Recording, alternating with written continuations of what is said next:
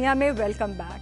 हर programme में मैं आपको रिपोर्ट के बारे में बताती हूँ कि हम फलानी रिपोर्ट देखने वाले हैं, लेकिन अब मैं ऐसा हरगिज नहीं करूंगी। आपको खुद ही देखना होगी कि ये रिपोर्ट किस बारे में है।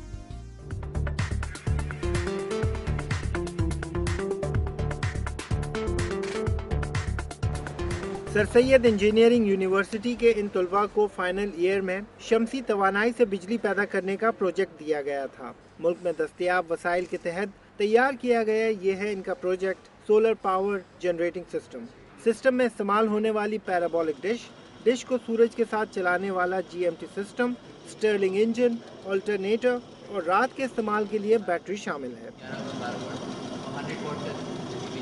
कि सारी जो कंसंट्रेशन है हीट की वो एक पॉइंट पर कन्वर्ज हो जाती है और जिसकी वजह से इस पॉइंट का जो टेम्परेचर है वो तकरीबन 300 to 400 डिग्री सेंटीग्रेड बढ़ जाता है। अब हुआ ये यहाँ पर कि जैसे ही यहाँ पे हीट पड़ना शुरू हुई तो ये पिस्टन्स मूव करना शुरू हो गए, मतलब हीट एनर्जी कन्वर्ट हो जाती है मैकेनिकल एनर्जी में और मैकेनिकल लेटर ऑन कन्वर्ट हो जाती है इलेक्ट्रिकल एनर्जी में। सिस्टम में इस्तेमाल होने वाला तमाम सामान मुल्क में आसानी से मैसर है और इसकी तैयारी बड़े पैमाने पर भी की जा सकती है।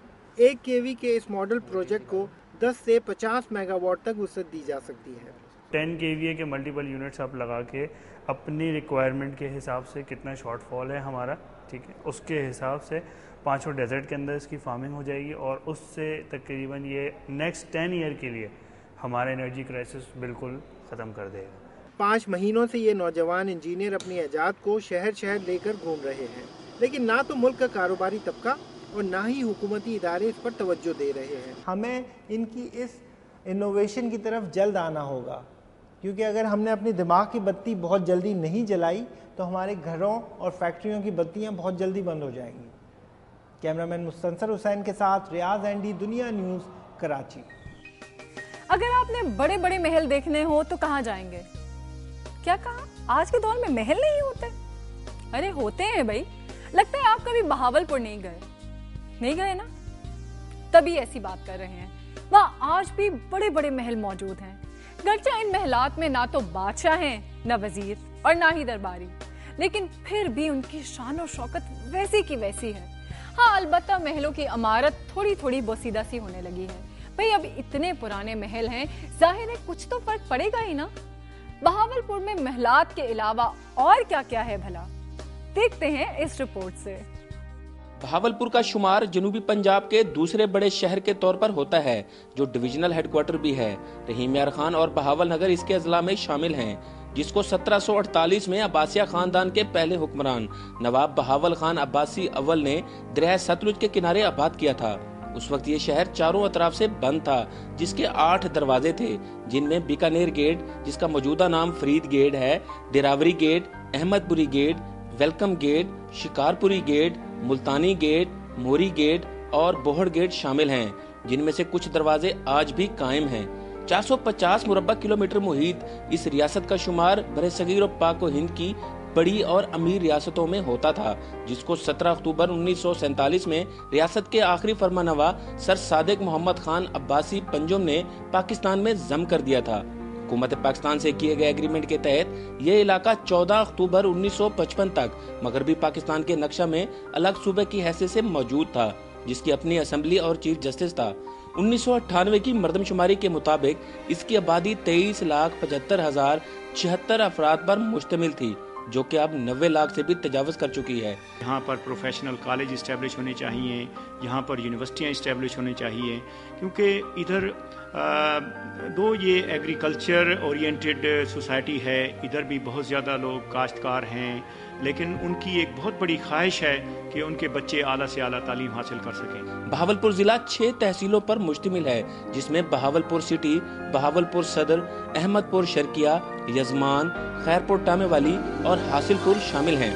इसके कुल रकबे का 66,55,360 एकड़ हिस्सा रेगिस्तान पर मुश्तमिल है, जिसकी वजह से यहाँ का मौसम गर्म और खुश्क है। जून के अयाम में यहाँ का दर्जा हरारत 50 सेंटीग्रेड से भी बढ़ जाता है। यहाँ बारिशें कम होती हैं, लेकिन इसके बावजूद इसका शुमार पंजाब के जरखीज तरीन इलाकों में होता है। यहाँ के बड़े मसाइल में पानी और ख्वानगी काबिल जिक्र है। इस जिला में 60% सराइकी, 35% पंजाबी और 5% दीगर इलाकाई जबानें बोली जाती हैं। उकाड़ा शहर का नाम कितना अजीब है ना। भाई आप भी सोचते होंगे कि इतने मुश्किल मुश्किल नाम जिनका कोई मतलब भी नहीं होता, पता नहीं कैसे पड़ जाते हैं। भाई अब ऐसी बात भी नहीं है, जो नाम पड़ता है उसकी कोई ना कोई वजह तो जरूर होती है।